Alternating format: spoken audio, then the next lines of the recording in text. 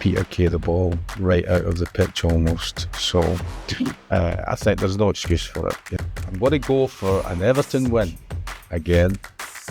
Everton 2, Crystal Palace 0.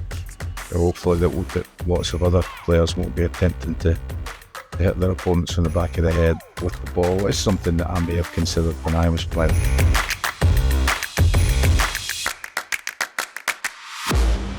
Hello and welcome to the panel's Premier League predictions. My name is Matthew Christ, and alongside me every week this season is four-time Premier League winner Brian McClair. Now, Brian, last week you didn't predict any moon landings or presidential elections, but you did get 6 correct results, including 2 on the nose. Liverpool 3-0 over Bournemouth and Tottenham to beat Brentford 3-1. So looking good going into this week. Yeah, well, I don't be expecting any miracles this week. I think last week was slightly easier to predict, but we'll wait and see after we've gone through this weekend's fixtures. Okay, well, let's just do just that. And starting at 12:30 on Saturday, it's Newcastle versus Manchester City. Newcastle have only won 1 out of the last 33 Premier League games against City. City have scored in the last 31 Premier League games against Newcastle, which I think is a record for the Premier League against one opponent. Clearly, Rodri is a big miss for City, maybe the most influential player. De Bruyne may be back, and Foden may start the game after some illness. No doubt that the top scorer, Haaland, will start the game, despite his actions in the game against Arsenal last week, for that somehow VR decided that it wasn't worth doing anything about, and therefore, because VR had looked at it, the FA then couldn't do anything about it. So he's available. I think lots of people would have expected him to get a 3-card ban normally for that sort of behaviour, you know. Hopefully that lots of other players won't be attempting to hit their opponents on the back of the head with the ball. It's something that I may have considered when I was playing. Well, I was going to say you were afraid of the dark arts when you played, so you found this particularly upsetting, did you? No, not particularly. I mean, I can understand it away because of the way that the game's gone. You're totally dominant in the second half. The Arsenal's goalkeeper is in magnificent form, and you're getting to the 98th minute. And you eventually get that equaliser, and it can feel almost like a win. However, it's a spur of the moment thing. Perhaps the frustration in Haaland, even although he'd scored the goal, was that he was well looked after, like I suggested it may well have been by both Gabriel and Saliba in the game. But he shouldn't have done it. I suppose the most obvious thing for him to do would be to apologise for it, you know. But yeah, there's 1 or 2 occasions that in my career that I did things that I shouldn't have done. Well, let's gloss over those, and we'll. What's the score prediction for this one? I think that this game will also be a draw, despite the pieces of trivia I've already mentioned. So I'm going to say Newcastle 2, City 2. Oh, what a great start to the weekend that would be. So on to the 3:00 games, and it's Arsenal-Leicester first up. Well, Arsenal will be delighted with 4 points out of 6 in the last 2 games, particularly as they're away from home against their local rivals Tottenham and probably the biggest rivals for Premier League, Manchester City. Although some people may have hoped, considering, as I said earlier, that City scored in something like the 98th or 99th minute. I think the beneficial for Arteta this week, I think, would be spend some time coaching, or at least speaking to his players about kicking the ball away, because they've now had 2 players who have been sent off for a second yellow card for exactly that offence. I don't think they'll miss Trossard as much as they'll miss they had missed Rice, even though they had done very well. Leicester have won 1 out of the last 26 at Arsenal. Arsenal have won the last 5 against Leicester, and that will continue this weekend. Arsenal 3, Leicester 1. Okay, 3-1. Going back to that second booking for Trossard, you got no complaints about that, have you? No. I mean, originally I thought that having watched it live, that your booking was for the challenge, which I didn't really. Maybe if you hadn't had a booking originally, I didn't really see it as a yellow card situation. But quite clearly, there's enough time between the referee blowing the whistle and the action that Trossard decided to take and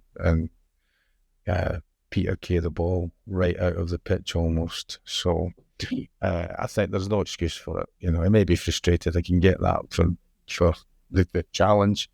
But as I say, you know, they're now in a situation where they've lost or losing two players. And although they defended ever so well for 50 minutes, you can't go in, they can't keep doing this sort of thing. So I think they should be emphasising this in particular. And then clearly everybody was told at the start of the season that this would be the case. You know, stopping restarts was going to be a bookable offence. Okay. Well, that's coming from somebody that, of course, was never sent off in his professional career. So let's move on. West Ham, another London derby this week. They're away at Brentford. Yeah, Brentford have won 4 out of the last games against the Hammers. West Ham have conceded more goals than any other side in 2024. West Ham's only win this season came in another derby game, an away win at Crystal Palace. Unable to win at home this season. I'm going to go again for another Brentford win. Brentford 2, West Ham 1. Okay. And next it's Chelsea-Brighton at Stamford Bridge. Well, Chelsea won both games against their opponents this week last year, despite getting a player sent off in both those games. Can Chelsea replicate their away form? They've had 3 wins out of 3, but unable to win so far at the Bridge. Brighton remain unbeaten. They've not gone the first 6 games in the Premier League without losing in their tenure in the Premier League. They should have seen off 10-man Forest last week. I think they'd be very disappointed. They've let a couple of things slip, which should potentially have given them some more points. I'm going to go for a home win. Chelsea 3, Brighton 1. 3-1 Chelsea. And now it's small gains. You predicted Everton to win last week. They got a draw, but even so, it was their first point of the season. So can they build on that with a home game against Palace? Well, as I said, I don't think Everton have been playing badly. They've just ended up with poor results.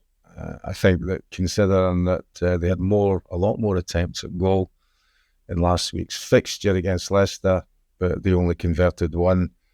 And I suppose with the way that the defence have been finding themselves, that they lose a goal and they can't. There are no more goals in the game. Palace have drawn the last 3 games. Could have secured 3 points against United, and particularly in the second half, where they would probably had the better chances. So with more clinical finishing, they could have had a nice home win. Palace are winless in their last 9 visits to Goodison, and Everton have lost just 1 out of the last 19 against Crystal Palace. So I'm going to go for an Everton win again. Everton 2, Crystal Palace 0. I think we all know what that means, but we shall see. Finally, the 3 o'clock games. The last one is Forest versus Fulham. Well, remarkable again. Forest remain unbeaten after snatching a point at Brighton. And when they went down to 10 men, they had a couple of counters where they could have scored a goal that may have given them a very rare away win with regards to this fixture. They didn't manage to do that, but I'm sure that considering that they were down to 10 men, 2-1 down, that they were pleased with a point. Fulham are unbeaten in the last 4, 2 wins and 2 draws. Only 3 teams have had more shots on target than Fulham this season, who have 28. And I'm going to go for an away win. I'm going to go for Forest 1, Fulham 2. Okay, very interesting. Okay, that brings us to the half-time break on this edition of Premier League Predictions. We'll be right back in just a few moments.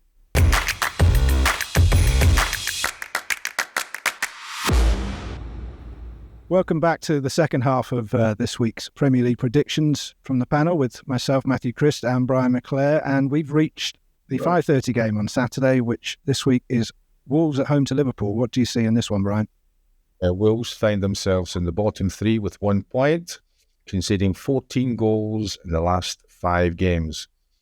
I thought Liverpool were excellent against Bournemouth last week, scoring 3 first-half goals. 13 shots on target. I was very surprised that there were no goals in the second half. But of course, for my prediction, it worked out very well.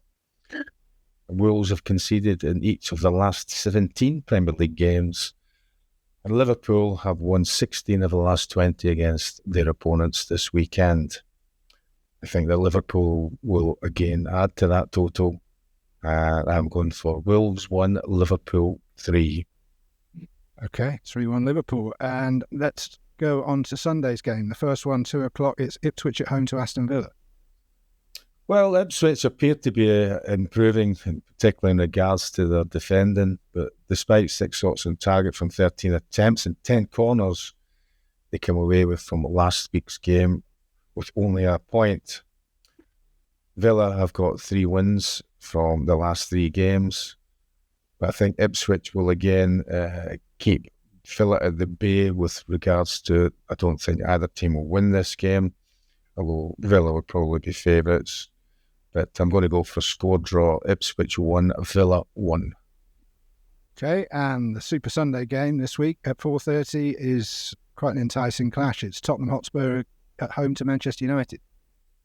Well, Eric Ten Hag, whose comment about the game last week against Palace is that he said he thought that they ate Palace alive in the first half. His use of the English language reminds me of 90s Stockport County manager and legend Danny Bergara. United had 15 attempts at goal, but didn't convert any against Palace. They need to find someone to be a regular scorer. That's been the biggest problem. But they've got a very good record in the Premier League against Spurs. Spurs were very impressive in beating Bournemouth at home. They're in the top 3 of shots on target, so we should expect goals. I'm going to go for a United win. United 2, Tottenham 1. Okay, I mean, anyone watching the game last week, United's game away at Palace, would have seen them have a host of chances and not put them away in that 0-0 draw. Do you see that as a problem for Ten Hag's team, just not? It's the same. It seems to be a recurring theme. It's the same thing from last season. The number of games that they were leading that got converted into draws, number of games that were drawn that could get converted into defeats, ended up only garnering enough points to finish 8th in the league. There wasn't very many games. I think last year they won by more than a goal. At present, even although that it would appear that he's more comfortable with the regards to the depth of the squad, the forward areas, which allowed them to leave Marcus Rashford on the bench after his goal-scoring exploits in the Carabao Cup in the previous league game. They still don't look as if they're going to be prolific at the moment. I suppose he's hoping that over the 3 out of 6 falls he's going to play, that he'll end up with a balance and someone regularly, or maybe 1 or 2 players, start to convert some of these chances into goals. Yeah, it's definitely a problem. United fans, don't forget to let us know what you think. Give your comments in the section below, whether you agree with Brian or you have any ideas of your own. Who can forget, we've got a Monday night game this week. And it's something of a South Coast clash. It's Bournemouth versus Southampton. Yeah, and incredibly, the last 4 fixtures of this South Coast derby, the away team have won.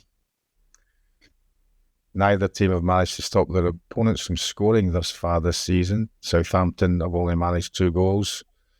I'm going to go for an upset with regards to what I just mentioned about the away fixtures, and a home win for Bournemouth, 2-1. Okay, and that brings us to the end of another edition of Premier League predictions from the panel. Don't forget to let us know what you think of Brian's predictions. Maybe give your own in the comment section below. And we'll see how he gets on and catch up again next week. We'll see you then.